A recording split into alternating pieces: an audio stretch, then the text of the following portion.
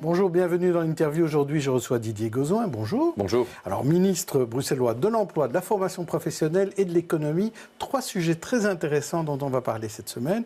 Mais d'abord, j'aimerais parler avec vous de cette vague, depuis quelques jours, de reparler, de refédéraliser. Maggie De Block se plaint d'un plan alcool qui est impossible à mettre en place parce qu'il y a 8 ministres qui s'occupent de l'alcool et de la santé dans toute la Belgique. Pourquoi ne pas refédéraliser? Alexander De Croo avait déjà plaidé dans le même sens. François Belot, le ministre du Transport, dit qu'il y a un merdier institutionnel, donc il faut aussi refédéraliser. Ça, c'est vu du côté du fédéral. Et que dit-on du côté de l'entité fédérée? De l'entité fédérée et du côté de Défi, c'est que on s'étonne un peu de ces déclarations. Nous avons été le seul parti francophone, à ne pas voter ce merdier institutionnel qui a été concocté par ceux qui aujourd'hui le décrient. Alexander De Croo est celui d'ailleurs qui a provoqué la 6e réforme de l'État et qui a anticipé et aggravé, je dirais, le merdier institutionnel. C'est vrai que la Belgique ne fonctionne pas. C'est vrai qu'elle n'est pas performante. C'est vrai qu'il y a un éclatement de procédures. Et donc oui, ces réformes successives n'ont pas amené un plus sur le plan économique, voire sur le plan social.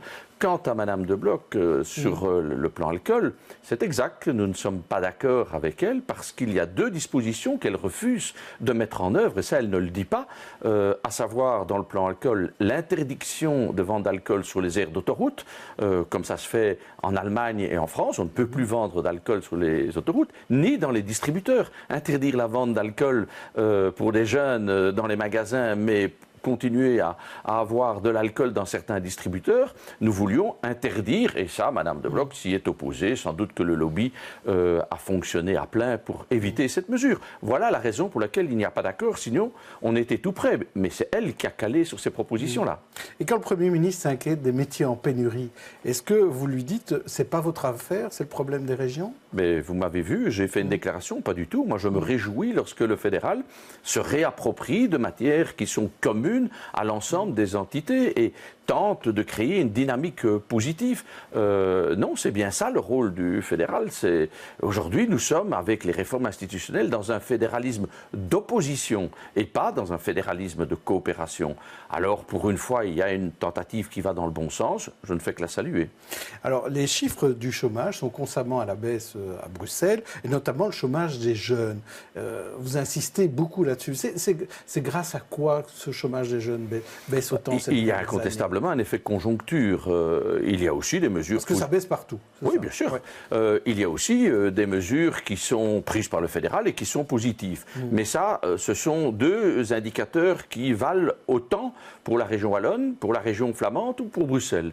Il y a un phénomène particulier à Bruxelles, c'est que nous avons 4 fois plus de jeunes par an que les autres régions qui arrivent sur le marché du travail. Et donc, nous faisons diminuer le chômage de la même manière, mais en faisant 4 fois plus d'efforts, puisqu'il y a 4 fois plus de personnes.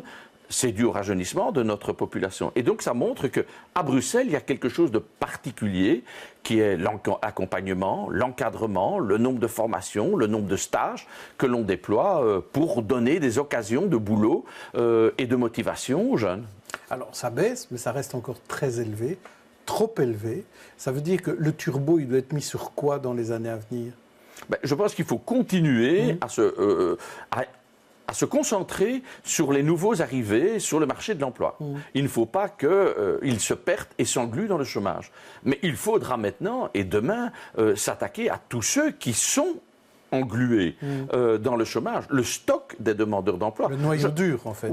Le noyau dur et pas dur. Il y a, je l'ai souligné il y a un an, et j'ai donné des instructions précises à Actiris, je sais qu'ils doivent mettre ça en œuvre et que ça va prendre du temps. Tous ceux qui sont autres, qui n'ont pas fait leur scolarité en Belgique, qui n'ont pas de diplôme, qui n'ont pas de certification et qui pourtant ont des compétences pour un certain nombre, ceux-là, on doit les aider, les accompagner à procéder à l'équivalence de diplôme. on doit les aider dans une validation des compétences. Il y a des peintres, des plafonneurs, des cuisiniers qui, venant de pays étrangers, n'ont pas de diplôme, ils l'ont appris sur le tas, mais ils ont leur métier en main.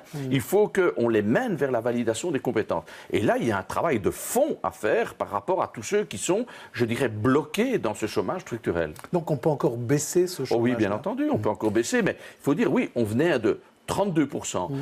Il y avait beaucoup de faiseurs d'aventures ou des diseurs de bonnes paroles qui croyaient qu'on allait faire basculer le chômage du jour au lendemain. 32% au début de cette législature, le chômage des jeunes, et nous sommes aujourd'hui un peu en dessous de 16%. On a fait diminuer de moitié le chômage. C'est quand même assez remarquable, mais c'est encore de trop d'avoir près de 16% de chômage chez les jeunes.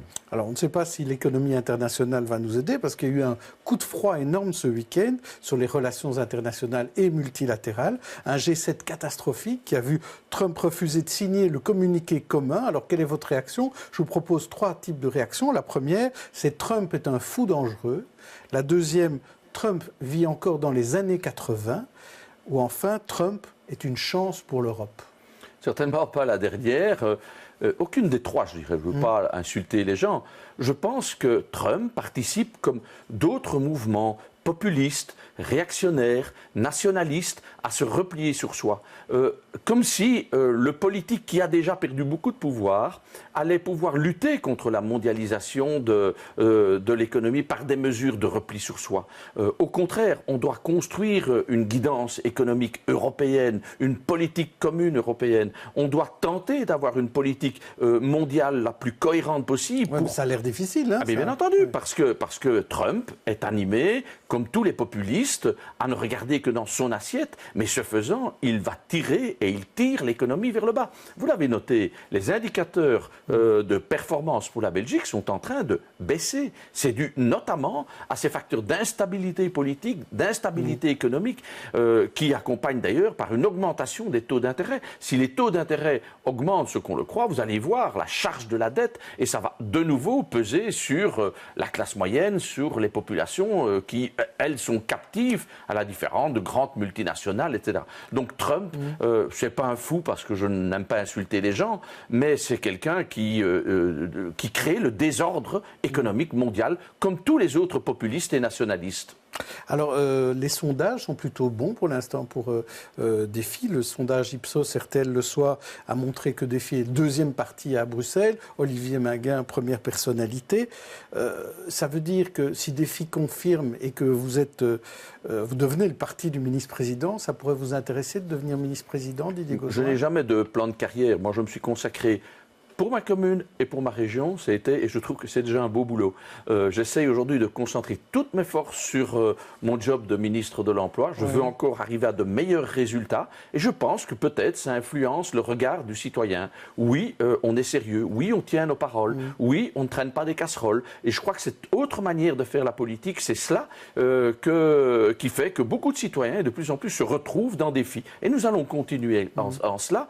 Pas d'effet d'annonce, pas jouer les gros bras, pas jouer les opportunistes, ne pas vouloir être au pouvoir pour être au pouvoir. Donc je ne répondrai pas à votre question parce que la finalité, c'est quoi? C'est d'avoir de la stabilité politique, de la stabilité économique avec des enjeux clairs et une réelle volonté de maîtriser ces enjeux. Et mais l'idée quand même, c'est que vous voulez que Défi, si Défi est premier ou deuxième, c'est d'être quelque part aux commandes. Que ce soit vous ou peut-être quelqu'un d'autre. Si le cas échéant, et bien entendu, ça sera notre vocation de l'être et nous ferons cela. La ministre-présidence.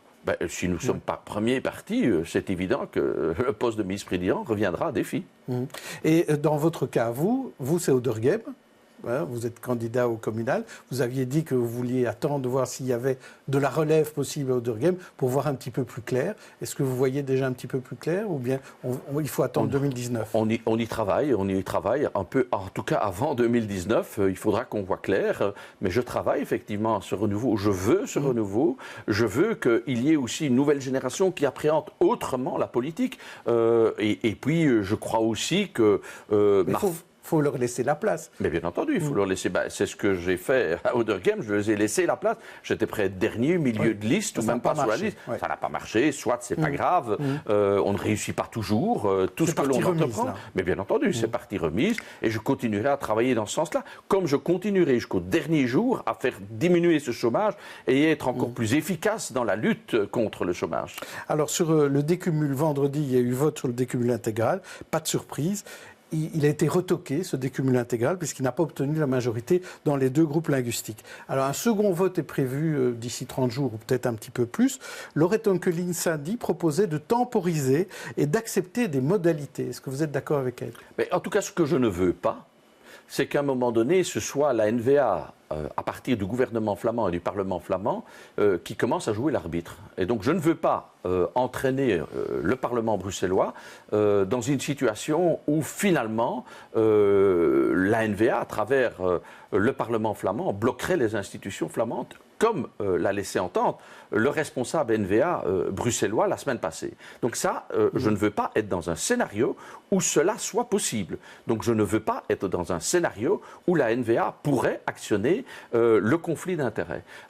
Et à partir de là, il faut donc trouver, et c'est surtout du côté néerlandophone qu'il faut trouver la solution.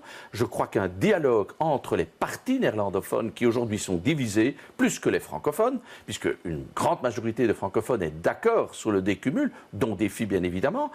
Ce n'est pas le cas du côté néerlandophone, donc je crois que c'est au parti néerlandophone aujourd'hui d'être responsable et de ne pas, je dirais, de par leur mésentente, demander de facto à la NVA d'être l'arbitre à Bruxelles. Ce serait un mauvais signal, parce qu'on connaît la feuille de route de la NVA, ça n'est pas favorable et ce n'est pas positif pour Bruxelles. D'accord, mais pour être précis, est-ce que vous leur demandez de venir avec une proposition ou vous leur demandez d'accepter le vote majoritaire des francophones? Non, je pense qu'ils doivent se mettre autour de la table pour trouver les moyens et les modifications, comme dit Laurette Onkeling.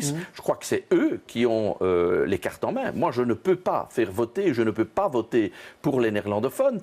C'est eux qui ont les cartes en main, à eux de faire attention aux conséquences qui pourraient se déduire d'un conflit d'intérêts. Je ne veux pas que cette région soit bloquée et je ne veux pas que ça préfigure la NVA qui entre dans ce gouvernement bruxellois avec les conséquences que l'on sait. C'est évidemment la paralysie de Bruxelles parce que l'ordre du jour et l'agenda de la NVA, c'est toujours la même chose, c'est mettre Bruxelles sous gestion de la Flandre et de la Wallonie. Ce n'est pas le vœu des Bruxellois. Merci Didier Gauzoin, on se retrouve demain avec un autre invité. D'ici là, bonne journée, bonne soirée à tous.